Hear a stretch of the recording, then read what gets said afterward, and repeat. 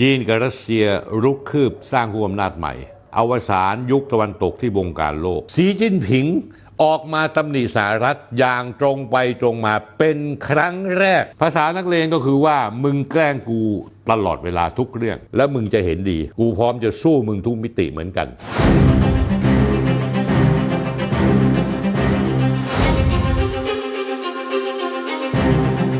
จริงๆเรื่องนี้คือการเปลี่ยนแปลงใหญ่ในรอบ100 ปีของโลกจีนกับรัสเซียรุกคืบสร้างผู้อำนาจใหม่อวสานยุคตะวันตกที่บงการโลกผมเอารูปนี้ให้ขึ้นมาให้ท่านผู้ชมดูรูปนี้เป็นรูปประธานาธิบดีสีจิ้นผิงยืนคุยกับนาย วลาดิเมียร์ ปูตินสีจิ้นผิงพูดอย่างนี้ท่านผู้ชมครับณวันนี้กำลังมีการเปลี่ยนแปลงเป็นการเปลี่ยนแปลงครั้งใหญ่ที่เราไม่ได้พบเห็นมาร้อยปีเราคือผู้ที่กำลังขับเคลื่อนการเปลี่ยนแปลงด้วยกันแล้วสีจิ้นผิงก็ยื่นมือไปจับมือกับปูตินเวลาปูตินก็ตอบว่าผมเห็นด้วยแล้วยกมือขวาของตัวเองเนี่ยจับมือสีจิ้นผิง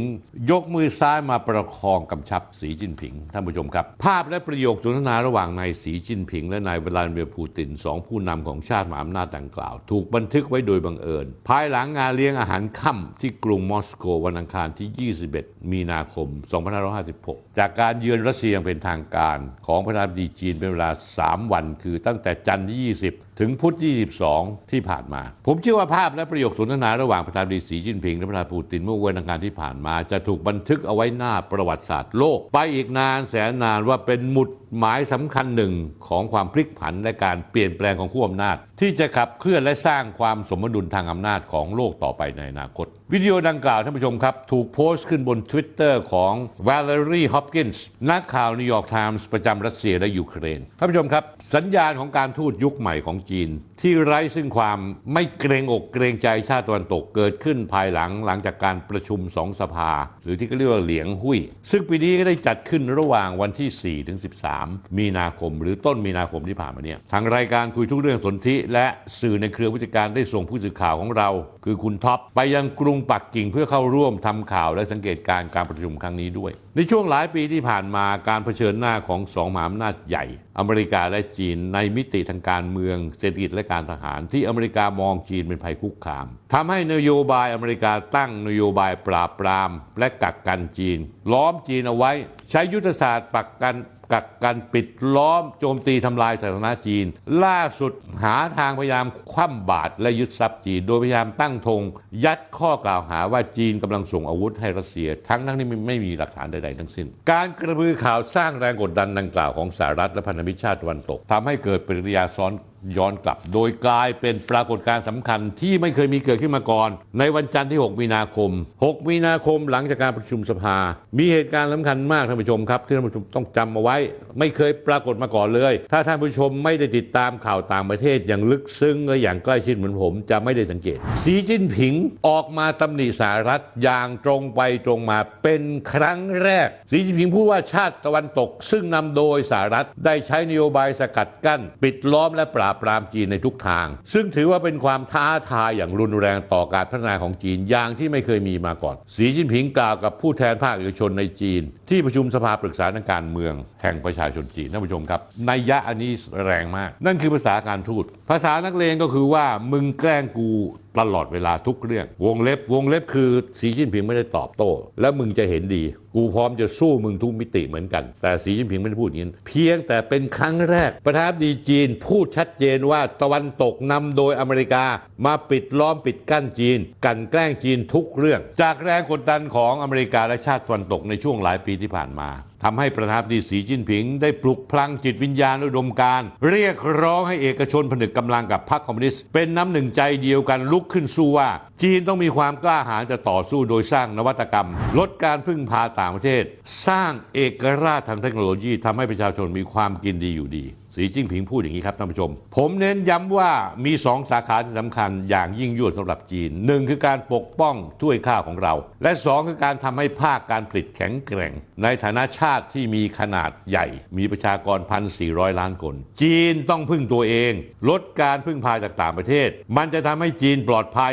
และได้รับชัยชนะในการต่อสู้ครั้งใหม่ภ ภาคเอกชนถือเป็นพลังสำคัญที่จะช่วยให้พรรคคอมมิวนิสต์สามารถบริหารประเทศต่อไปในระยะยาวได้เราถือว่าบริษัทและผู้ประกอบการเอกชนคือคนของเรานั่นคือคำพูดของสีจิ้นผิงให้คำมั่นว่าจะบรรลุเป้าหมายที่กำหนดไว้นั่นคือการนำจีนกลับไปคืนสู่แถวหน้าของมหาอำนาจปักกิ่งจะเดินหน้าปัญหาไต้หวันอย่างสันติอย่างแข็งขันแต่จะผลักดันกระบวนการรวมชาติมาตุภูมิอย่างไม่หยุดยั้งสีพูดบอกว่าการฟื้นฟูครั้งใหญ่ของจีนในตอนนี้เป็นกระบวนการทางประวัติศาสตร์ที่เปลี่ยนแปลงไม่ได้หลังจากการต่อสู้อย่างยาวนานมากว่าศตวรรษที่ได้ลบล้างความอัปยศอดสูของประเทศจีนนอกจากนี้แล้วท่านผู้ชมครับก่อนจะเดินทางเยือนรัสเซียอย่างเป็นทางการในวันที่ 20-22 มีนาคมหรือเมื่อต้นสัปดาห์ที่ผ่านมาสีจิ้นผิงเขียนบทความเผยแพร่ก่อนจะเดินทางถึงมอสโกท่านผู้ชมครับบทความนั้นเอามาถูกเผยแพร่ลงในสื่อรัสเซียเนื้อหาในบทความสีจิ้นผิงระบุว่ากระแสของประวัติศาสตร์ที่มิอาจหยุดยั้งและจะต้องเกิดขึ้นอย่างแน่นอนสิ่งนั้นคือโลกซึ่งจะประกอบด้วยอำนาจหลายขั้วจะมีสันติภาพมีการพัฒนาตลอดจนมีความร่วมมือที่ก่อประโยชน์แก่ทุกฝ่ายนอกจากนั้นเขายังตั้งข้อสังเกตว่าขณะนี้โลกกำลังเผชิญปัญหาท้าทายด้านความมั่นคงทั้งในรูปแบบที่มีมาแต่ดั้งเดิมและในรูปแบบใหม่รวมถึงการเผชิญกับพฤติกรรมความเป็นเจ้าโลกการครอบงำและการกลั่นแกล้งในขณะที่นานาประเทศกระตือรือร้นค้นหาหนทางการร่วมมือเพื่อก้าวพ้นจากวิกฤตการณ์นี้และพยายามก้าวไปสู่เส้นทางการฟื้นตัวทางเศรษฐกิจที่ยืดยาวและต่อเนื่องซึ่งความระหว่างบรรทัดของคำพูดของสีนี้คือการเปิดหน้าชกกับอเมริกาและบรรดาชาติพันธมิตรตะวันตกสำนักข่าว RT ของรัสเซียระบุว่าการแสดงความเห็นของผู้นำจีนเท่ากับเป็นการไม่ยอมประกาศมาไม่ยอมให้ชาติใดชาติหนึ่งมาบงการระเบียบกติการะหว่างประเทศการประกาศเรื่องการเปลี่ยนแปลงไปสู่โลกอำนาจหลายขั้วครั้งนี้เพื่อปลดปล่อยจากการครอบงำของอเมริกาโดยความเห็นผู้นำจีนมีขึ้นท่ามกลางความขัดแย้งระหว่างจีนและอเมริกาเกี่ยวกับวิธีการทางยูเครนท่านผู้ชมครับการที่อเมริกาเข้ามาแทรกแซงอธิปไตยของจีนเหนือไต้หวัน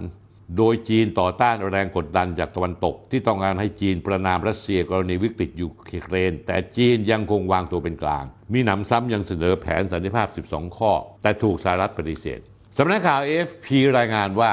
ประธานาธิบดีวลาดิเมียร์ปูตินของรัสเซียก็เขียนบทความชิ้นหนึ่งซึ่งทำเนียบเครมลินได้เผยแพร่เมื่อวันอาทิตย์ที่19มีนาเช่นกันก่อนที่สีจะไปถึงปูตินกล่าวยินดีที่จีนเข้ามามีบทบาทอย่างสร้างสรรค์ในการยุติวิกฤตการณ์ยูเครนพร้อมกับระบุว่าความสัมพันธ์ระหว่างจีนรัสเซียกระชับแน่นแฟ้นถึงจุดสูงสุดพร้อมกับรู้สึกขอบคุณที่ปักกิ่งวางตัวเป็นกลางตลอดจนเข้าใจเบื้องหลังและเหตุผลที่แท้จริงของวิกฤตการณ์ยูเครนปูตินกล่าวย้ำในบทความนะครับว่ารัสเซียพร้อมจะยุติวิกฤตการณ์ยูเครนด้วยหนทางในการเมืองและการทูตอย่างไรก็ตามยูเครนต้องยอมรับความจริงทางภูมิรัฐศาสตร์ใหม่การเปลี่ยนแปลงพื้นที่นั่นก็คือลึกๆก็คือว่าคุณจะมาเรียกร้องดินแดนทางภาคตะวันออกยูเครนย่านดอนบาสคืนผมไม่ให้ครีเมียเป็นของรัสเซียเพราะฉะนั้นคุณจะมาเอาคืนไปผมไม่ยอมท่านผู้ชมครับนอกจากท่าทีที่ชัดเจนของผู้นำทั้งสองชาติแล้วก่อนหน้านั้นในวันที่7มีนาคมรัฐมนตรีว่าการกระทรวงการต่างประเทศคนใหม่ของจีนนายฉินกังอดีตเอกอัครราชทูตจีนประจำสหรัฐอเมริกาผู้ได้รับฉายาจากสื่อตะวันตกว่าเป็นนักรบหมาป่าเขาเรียกว่า Wolf Warrior ออกมาประสานเสียงกับนายสีจิ้นผิงด้วยการออกมาตอบโต้สหรัฐชนิดตาต่อตาและฟันต่อฟันระบุว่าอย่างนี้ในฉินกังพูดอย่างนี้ครับรัฐบาลสหรัฐภายใต้การนำของโจไบเดนใช้นโยบายที่ออกแบบมาเพื่อควบคุมและปราบปรามจีนทุกด้านซึ่งขับเคลื่อนโดยสิ่งที่เขาเรียกว่าลัทธินีโอแมคคาธีที่ใส่ร้ายป้ายสีหรือลัทธิไล่ล่าผู้ฝักใฝ่ลัทธิคอมมิวนิสต์ในยุคสงครามเย็นกลับมาสร้างความเสียหายอย่างร้ายแรงต่อความสัมพันธ์ทวิภาคีฉินกังบอกว่าเราหวังว่ารัฐบาลอเมริกาจะรับฟังเสียงประชาชนทั้งสองประเทศขจัดความกังวลเชิงกลยุทธ์เกี่ยวกับการขยายตัวของการคุกคามละทิ้งแนวคิดยุคสงครามเย็นที่ต้องมีผู้แพ้ผู้ชนะเพียงหนึ่งเดียวปฏิเสธที่จะถูกบีบบังคับด้วยความถูกต้องทางการเมืองเมื่อถูกถามว่าความสัมพันธ์ที่ดีระหว่างจีนอเมริกายังไปได้หรือไม่ท่ามกลางความขัดแย้งที่เกิดขึ้นระหว่างสองประเทศฉินกังพูดเลยบอกว่าอ้างคำกล่าวของนายโจไบเดนขณะแถลงนโยบายและผลงานประจำปี State of the Union ว่าอเมริกาถือว่าจีนเป็นคู่แข่งหลักและเป็นความท้าทายทางภูมิรัฐศาสตร์ที่มากที่สุดแต่นี่ไม่ได้ต่างกับการกัดกระดุมเม็ดแรกที่ผิด หากอเมริกาไม่เหยียบเบรกและยังคงตะลุยแหลกไปตามเส้นทางที่ผิดราวกั้นจำนวนมากเท่าใดก็ไม่สามารถหยุดยั้งไม่ให้รถไฟที่อเมริกาเป็นคนขับนั้นตกรางและเกิดพลิกคว่ำได้ดังนั้นมันจะต้องเกิดความขัดแย้งและเผชิญหน้าประเด็นคือเมื่อเกิดเหตุขึ้นมาแล้วหายนะเกิดขึ้นมาใครจะเป็นคนรับผิดชอบประเด็นที่สร้างความร้าวฉานพร้อมสถานการณ์ความสัมพันธ์ที่เลวร้าย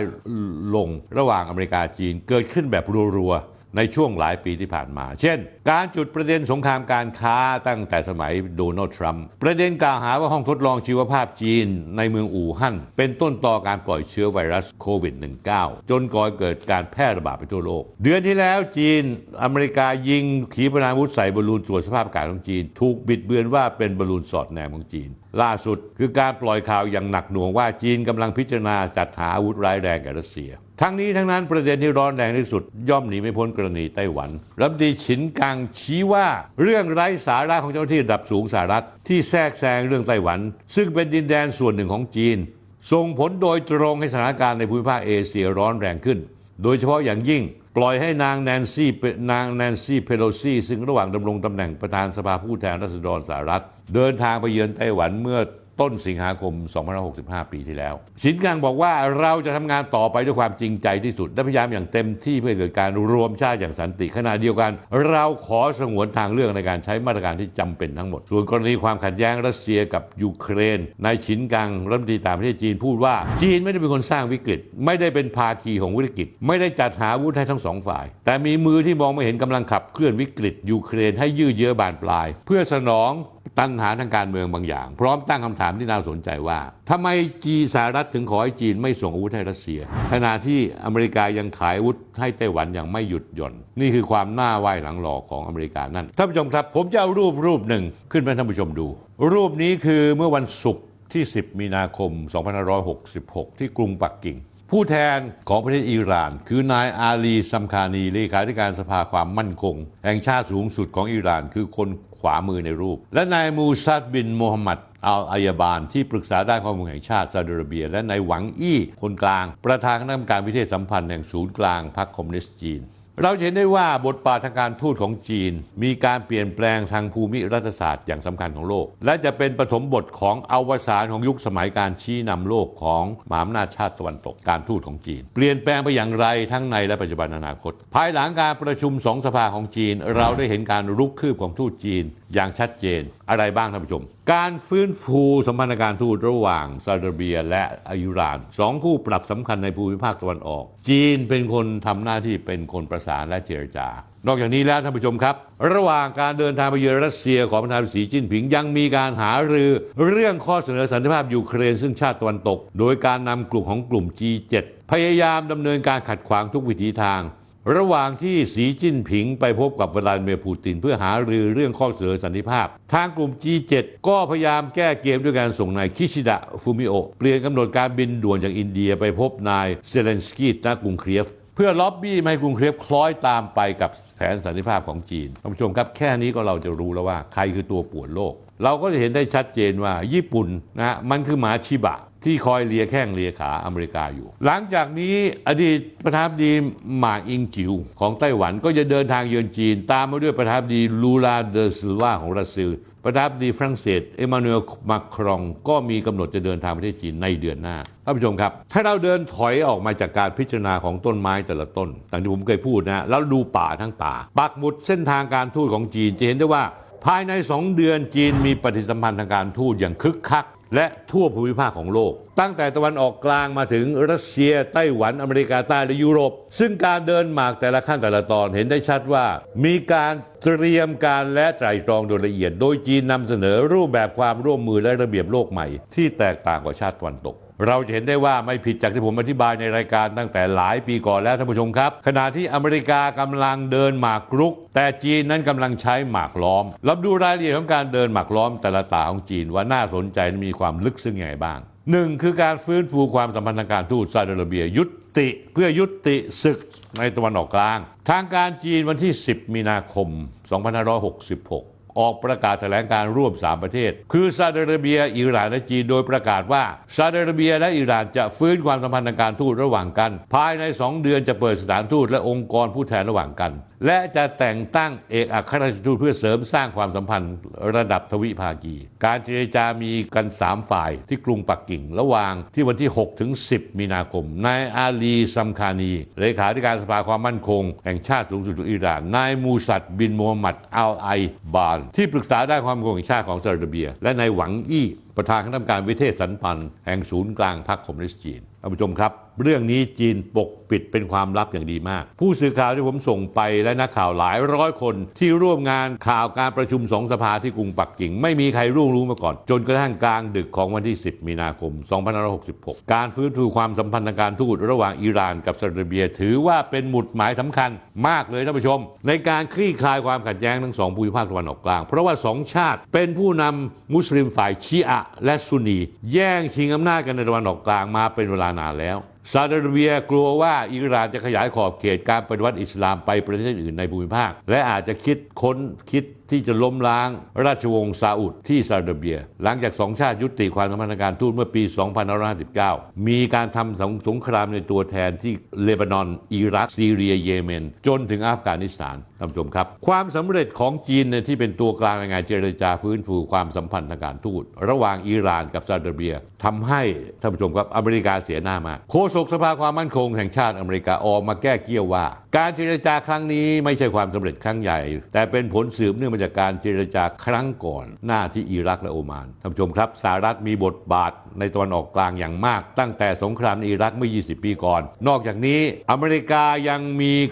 เบื้องหลังอยู่กระบวนการอาหรับปริงที่ทำให้ประเทศต่างๆในตะวันออกกลางเผชิญความวุ่นวายจนกลายเป็นสงครามกลางเมืองซาอุดิอาระเบียเป็นพันธมิตรที่สำคัญของอเมริกาในภูมิภาคตะวันออกกลางส่วนอิหร่านถูกสหรัฐคว่ำบาตรมาอย่างต่อเนื่องจากโครงการพัฒนานิวเคลียร์แต่สหรัฐกลับไม่ได้มีบทบาทใดๆในการเจรจาสันติภาพทั้ง2 ประเทศเพราะว่ายิ่ง2 ประเทศมีความขัดแย้งมากเท่าไหร่อเมริกาจะเป็นผู้ที่ตักตวงผลประโยชน์จากการขัดแย้งอันนี้เพราะฉะนั้นแล้วการสำเร็จในการเจรจาฟื้นสัมพันธ์ระหว่างซาอุดิอาระเบียและอิหร่านทำให้จีนถูกจับตาว่าเป็นแบบอย่างสำคัญความขัดแย้งอื่นด้วยหรือไม่เช่นปัญหาปาเลสไตน์พื้นที่พิพาทในทะเลจีนใต้ระหว่างหลายชาติอาเซียนกับจีนและที่ถูกกล่าวขวัญมากที่สุดคือสงครามรัสเซียและยูเครนท่านผู้ชมคง